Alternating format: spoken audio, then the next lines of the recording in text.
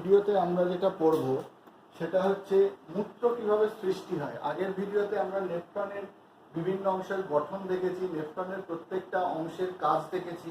এবার এই নেফ্রনের মাধ্যমে কিভাবে মূত্র সৃষ্টি হয় সেটা আমরা দেখব।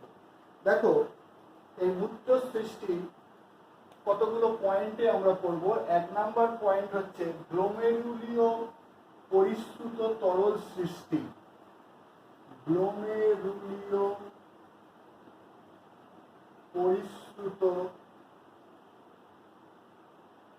তরল সৃষ্টি। এটা কিভাবে সৃষ্টি হয় দেখো, এই যে আমরা আগের ভিডিওতে পড়েছিলাম, দেখেছিলাম যে এখানে একটা পরিস্রাবণ ঝিল্লি তৈরি হয়। যেমন ধরো, আমরা যদি এই জায়গাটায় আঁকি, এই যদি বাউম্যানস ক্যাপসুলের স্তর হয়, বা এখানটাও দেখানো যেতে পারে। দেখো, এই বাউম্যানস ক্যাপসুলের স্তরে এইগুলো দেখতে পাচ্ছি আমরা, পোডোসাইট কোষ আছে। পোডোসাইট কোষের ওপরে এরকম একটা স্তর থাকে যাকে বলা হয় ভিত্তি ঝিল্লি। পোডোসাইট কোষের ওপরে দেখো, আমি ডট ডট ডট ডট দিয়ে করে দিচ্ছি, এটা হচ্ছে ভিত্তি ঝিল্লি। তাহলে এই জায়গাটাকে আমরা কি বলবো? ভিত্তি ঝিল্লি।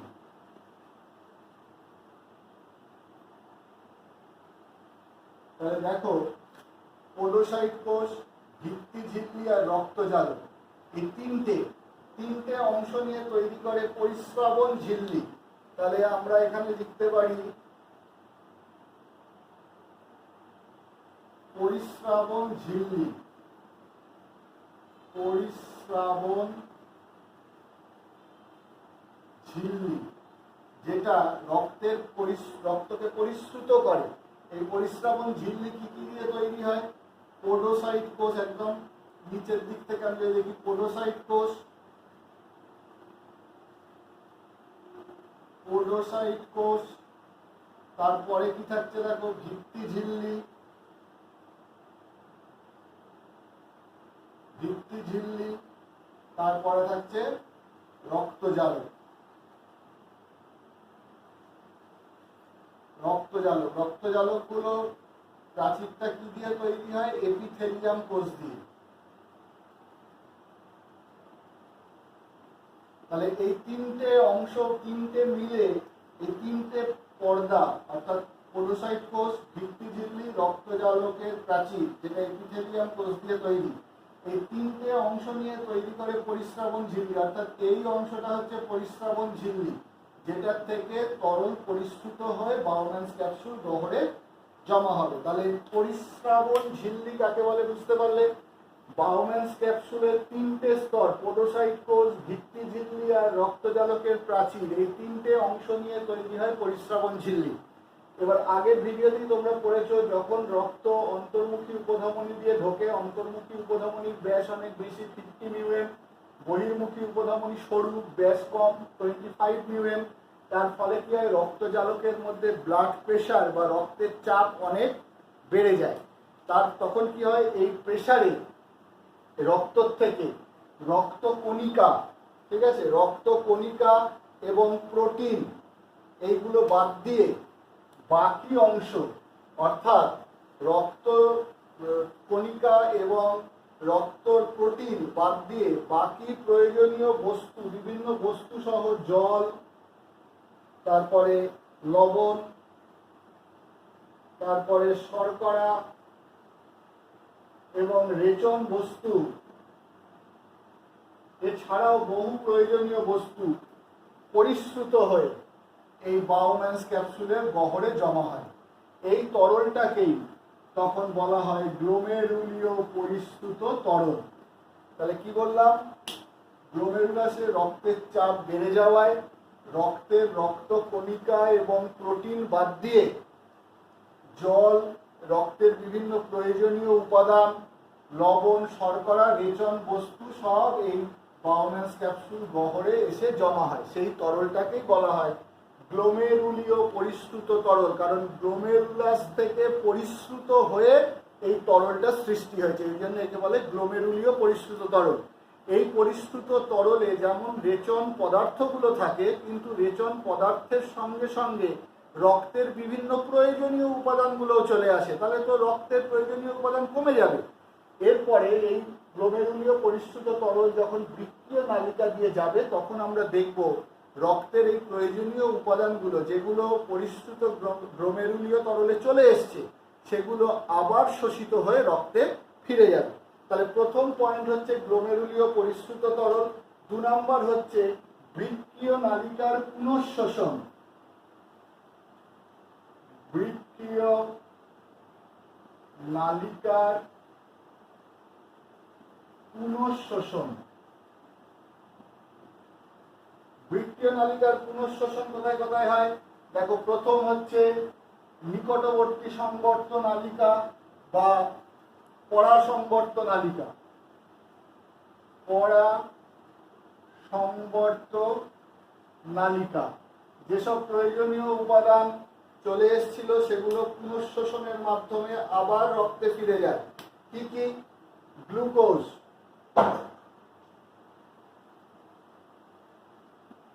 অ্যামাইনো অ্যাসিড,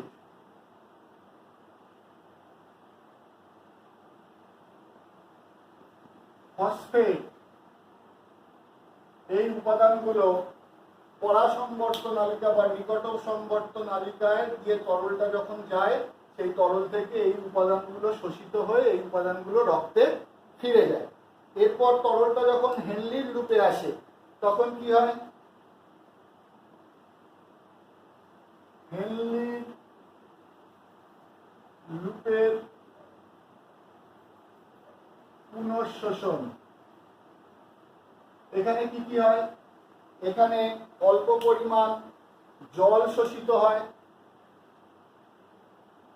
ক্লোরিন আয়ন শোষিত হয়, সোডিয়াম আয়ন শোষিত হয়, শোষিত হয়ে এগুলো আবার রক্তে ফিরে যায়।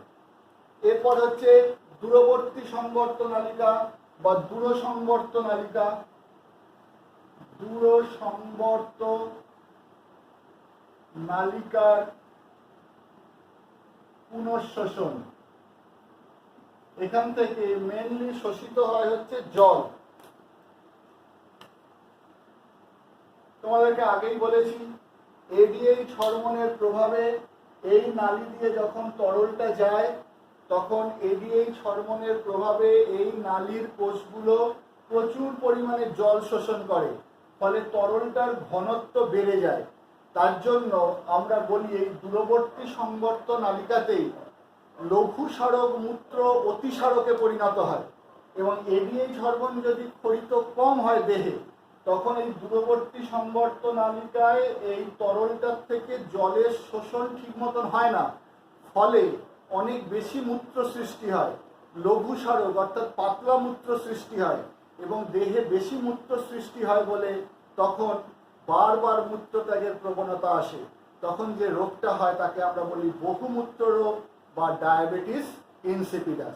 তাহলে দেখো, এই নালীর মধ্যে দিয়ে, বৃক্কীয় নালীর মধ্যে দিয়ে যখন তরলটা যাচ্ছে, তখন প্রয়োজনীয় উপাদানগুলো এই নালীর কোষ দ্বারা পুনরায় শোষিত হয়ে সেগুলো আবার রক্তে ফিরে যাচ্ছে। 3 নম্বর পয়েন্ট, বৃক্কীয় নালিকার ক্ষরণ। 3 নম্বর পয়েন্ট, বৃক্কীয় নালিকার ক্ষরণ। এই তরলটা যখন বৃক্কীয় নালিকার মধ্যে দিয়ে যায়, তখন বিভিন্ন ক্ষতিকারক পদার্থ যেমন ক্রিয়েটিনিন, ক্রিয়েটিনিন হচ্ছে একটা ক্ষতিকারক পদার্থ, যেমন ক্রিয়েটিনিন, অ্যামোনিয়াম আয়ন,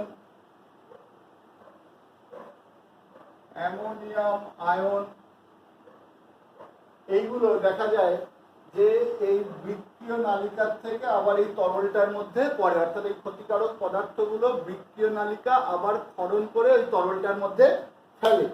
4 নম্বর হচ্ছে নতুন পদার্থ সৃষ্টি।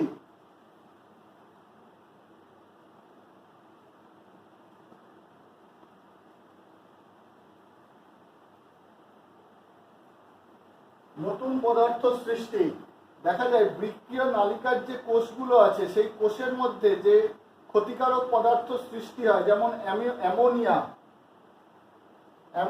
হিপিউরিক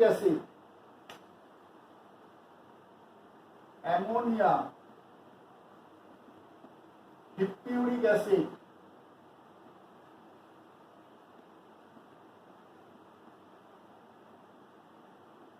এই পদার্থগুলো এই বৃক্কীয় নালিকার কোষে উৎপন্ন হয় এবং এই ক্ষতিকারক পদার্থগুলো বৃক্কীয় নালিকার কোষগুলো এই তরলের মধ্যে ফেলে।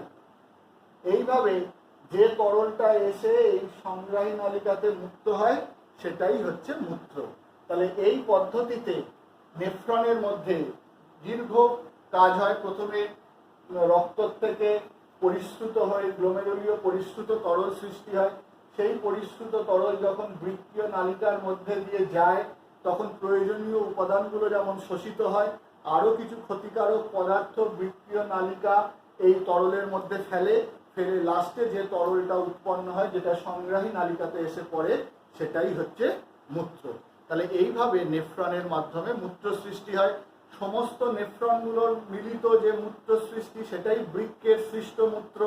ওই জন্যই আমরা প্রথমেই বলেছিলাম নেফ্রন হলো বৃক্কের গঠনগত ও কার্যগত একক। এবার আমরা যেটা পড়ব আনুষঙ্গিক রেচন অঙ্গ বা অতিরিক্ত রেচন অঙ্গ, অর্থাৎ আমাদের দেহে বৃক্ক ছাড়াও কিছু কিছু অঙ্গ আছে যেগুলো অল্প বিস্তর দেহের রেচন পদার্থকে দেহের বাইরে বার করে দিয়ে রেচনে সাহায্য করে। সেই অঙ্গগুলোকে আমরা বলি আনুষঙ্গিক রেচন অঙ্গ বা অতিরিক্ত রেচন অঙ্গ।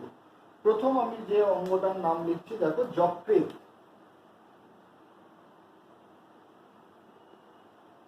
যকৃৎ কি করে?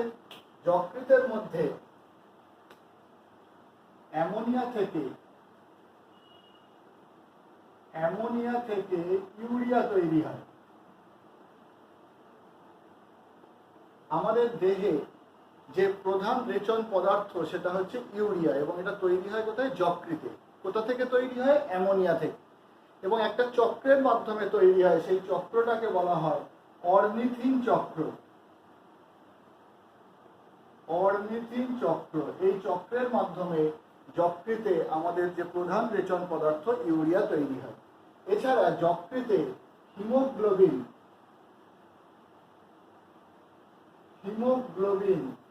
ভেঙে গিয়ে বিলিরুবিন, বিলিভার্ডিন, লেসিথিন তৈরি করে। বিলিরুবিন, বিলিভার্ডিন,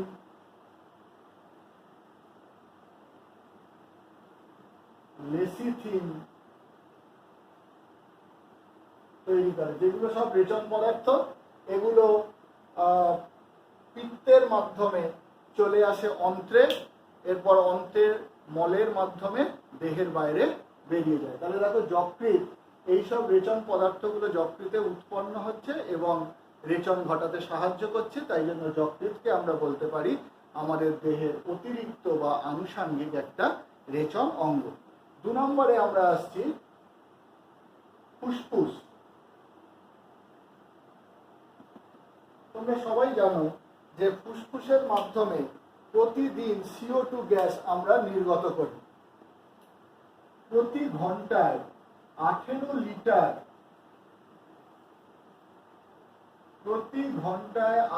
লিটার CO2 ফুসফুস থেকে বেরিয়ে যায়। তাহলে কার্বন ডাই অক্সাইড হচ্ছে আমাদের দেহে উৎপন্ন একটা রেচন পদার্থ। ফুসফুস প্রতি ঘন্টায় 18 লিটার কার্বন ডাই অক্সাইড দেহ থেকে বার করে দিয়ে আমাদের রেচনে সহায়তা করে। এছাড়াও ফুসফুস প্রতিদিন 400 ml জলীয় বাষ্প পার ডে, 400 ml জলীয় বাষ্প দেহের বাইরে বার করে দেয়। এরপর আরেকটা আনুষঙ্গিক রেচন অঙ্গের নাম হচ্ছে ত্বক। ত্বক কি কি মাধ্যমে করে? ত্বক প্রথম হচ্ছে ঘর্মগ্রন্থি। আমাদের ত্বকে অসংখ্য ঘর্মগ্রন্থি থাকে, তোমরা জানো। এই ঘর্মগ্রন্থির মাধ্যমে আমাদের দেহের অতিরিক্ত জল, এছাড়াও অ্যামোনিয়া, ইউরিয়া প্রভৃতি বাইরে বেরিয়ে যায়। তাহলে অতিরিক্ত জল, অ্যামোনিয়া, ইউরিয়া, অতিরিক্ত লবণ। তাহলে ত্বকে সারা আমাদের দেহে ত্বকে ঘর্মগ্রন্থি থাকে, সেই ঘর্মগ্রন্থির থেকে ঘাম বা ঘর্ম নিঃসৃত হয়। সেই ঘামের মাধ্যমেও দেখো বিভিন্ন রেচন পদার্থ, অ্যামোনিয়া, ইউরিয়া, প্রয়োজনের অতিরিক্ত জল, লবণ দেহের বাইরে বার করে দিয়ে ত্বক কি করে আমাদের রেচনে সাহায্য করে। এছাড়া ত্বকে আর এক ধরনের গ্রন্থি থাকে, তার নাম হচ্ছে সিবেসিয়াস গ্রন্থি। সিবেসিয়াস গ্রন্থি, এই গ্রন্থিগুলো কোথায় থাকে? আমাদের এই যে নাকের দুধারে, কপালে একটা তেলতেলে ভাব হয়, এই হচ্ছে এই সিবেসিয়াস গ্রন্থির জন্য। সিবেসিয়াস গ্রন্থি থেকে একটা তরল খরিত হয়, তার নাম হচ্ছে সিবাম। এই সিবামের মাধ্যমে cholesterol, fatty acid, cholesterol, fatty acid, এইসব রেচন পদার্থগুলো দেহের বাইরে বেরিয়ে যায়। আর একটা আছে গ্রন্থি, সেরুমিনাল গ্রন্থি। সেরুমিনাল গ্রন্থি, এটা কোথায় থাকে? কানের ভেতরে থাকে, এবং এই সেরুমিনাল গ্রন্থি থেকে সেরুমেন খরিত হয়, যার মাধ্যমেও অল্প বিস্তর রেচন পদার্থ বেরিয়ে যায়। তাহলে দেখো ত্বকে তিন ধরনের গ্রন্থি, ঘর্মগ্রন্থি, সিবেসিয়াস গ্রন্থি, সেরুমিনাল গ্রন্থি আছে, যে গ্রন্থির খরিত পদার্থের মাধ্যমে আমাদের দেহের রেচন পদার্থগুলো দেহের বাইরে আমরা বার করে দিতে পারি। ওই জন্য ত্বকও হচ্ছে আমাদের একটা আনুষঙ্গিক রেচন অঙ্গ বা অতিরিক্ত রেচন অঙ্গ।